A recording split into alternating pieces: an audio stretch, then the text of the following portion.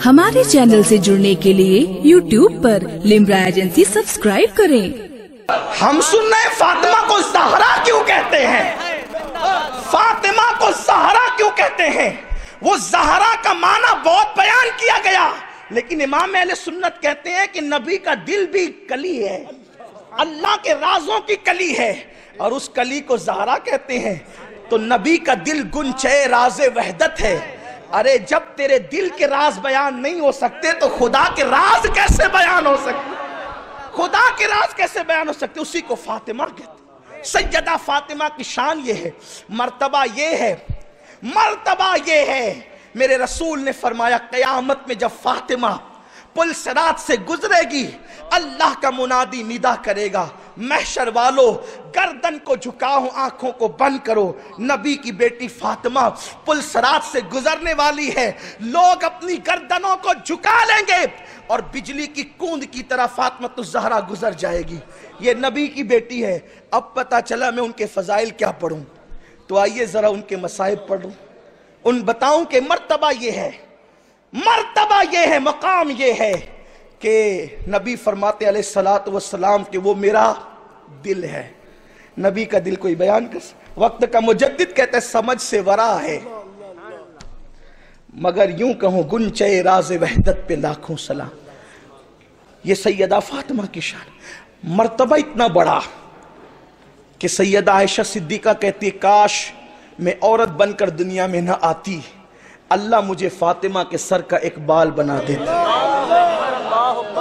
जिस आयशा के बिस्तर पे कुरान नाजिल होता हो, जिस आयशा के बिस्तर पे कुरान नाजिल होता हो, वो अम्मा आयशा कहती है कि काश मैं फातिमा के सर का बाल होती।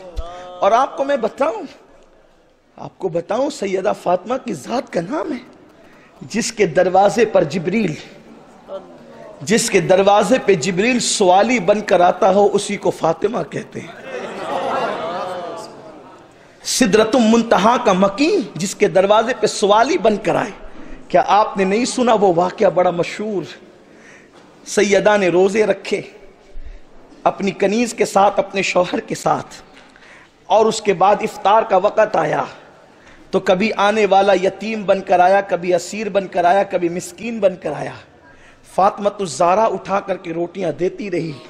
आका करीम तशरीफ लाए, पूछा बेटी क्या हाल है? कहा हुजूर 3 दिन से पानी पे इफ्तार कर रही हूँ। पूछा क्या बात है? कहा हुजूर कर्ज मांग करके लाया था, जाओ रोटियां बनाई, तीनों दिन कोई यतीम बनकर आया, कोई असीर बनकर आया, कोई मिस्कीन बनकर आया। सरकार ने पूछा वो यतीम असीर मिस्कीन बन के आने वाला कौन था बेटी?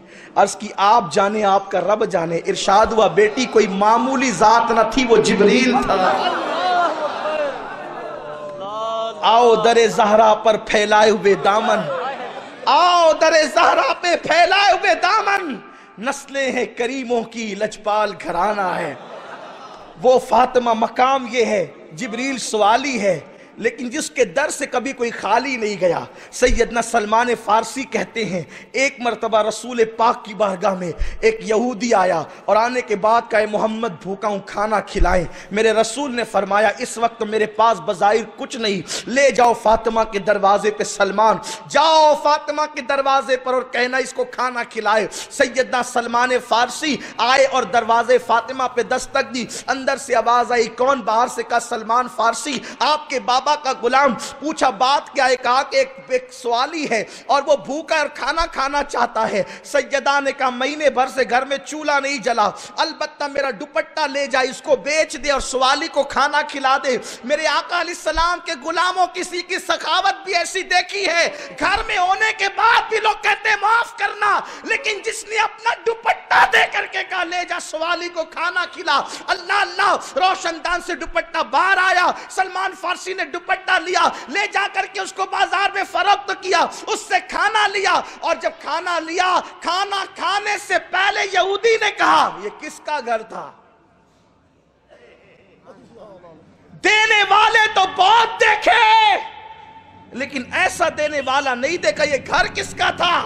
का नबी की शहजादी कौनैन फातिमा का घर था। ये दुपट्टा किसका था? का फातिमा का था। अल्लाह अकबर। का फिर बेच दिया, खा लो, का खाना बाद में खाएंगे। पहले कलमा पढ़ा के इस्लाम में दाखिल, इसलिए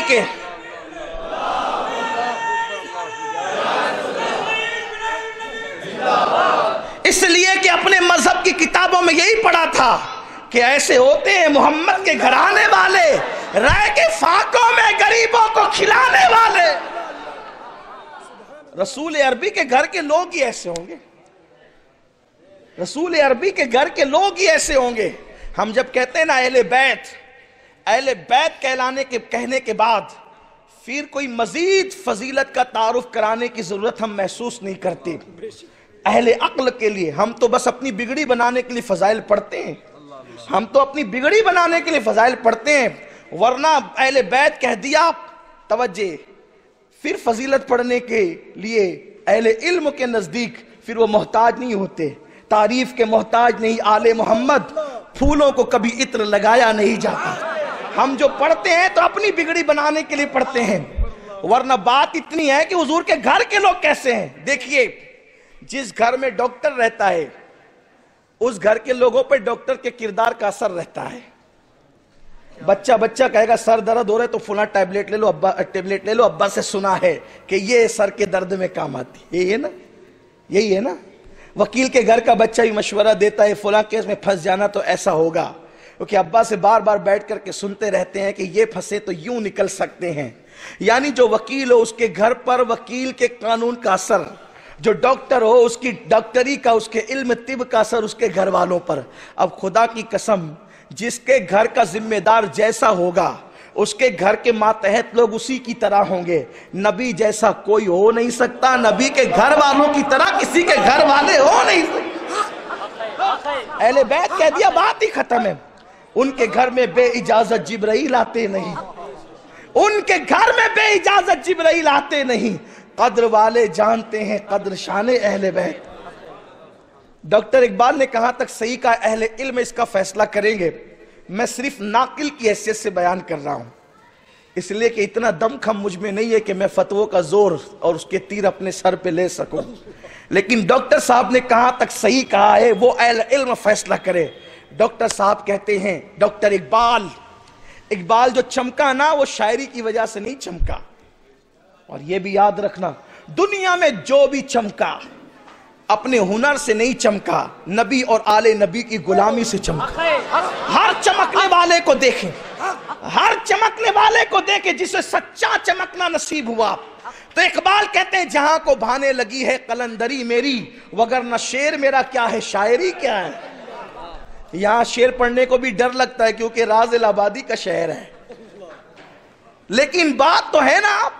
इकबाल कहते हैं, अगर शरीयत के कानून की पाबंदी का ख्याल ना होता, अहले इल्म की तवज्जो, इकबाल कहते हैं अगर शरीयत की पाबंदी का ख्याल ना होता, सब काबे की तरफ रुक करके सजदा करते हैं, इकबाल फातिमा के घर की तरफ रुक करके सजदा कर। लेकिन बात शरीयत की है, बात शरीयत की है। पेशे नजर वो नौबहार, सजदे को दिल है बेकरार, रोकिए सर को रोकिए, हाँ यही इम्तिहान है। इकबाल का इश्क ये है। बात चलिए दूर निकलती है बात, लेकिन फजीलत जहां तक पढ़ने की है, लोग कहते हैं सुन्नी अहले बैत के फजाइल बयान नहीं करते। हम कहते हैं हम सुन्नी जिस शान से बयान करते हैं किसी को आता ही नहीं ऐसे। बेअदब गुस्ताख फिरके को सुना दे ऐ हसन, यूं कहा करते हैं सुन्नी दास्तान अहले बैत। मेरे इमाम ने कैसी शान पढ़ी है देखो। इकबाल ने सैयदा की शान 6 मिसरों में बयान की, लेकिन मेरे इमाम अहले सुन्नत ने 2 मिसरों में सैयदा फातिमा की निस्बत 6 निस्बतें बयान की 2 मिसरों में। ये शायरी नहीं है, इश्क है। फातिमा ज़हरा की शान मेरे इमाम यूं कहते हैं, नूर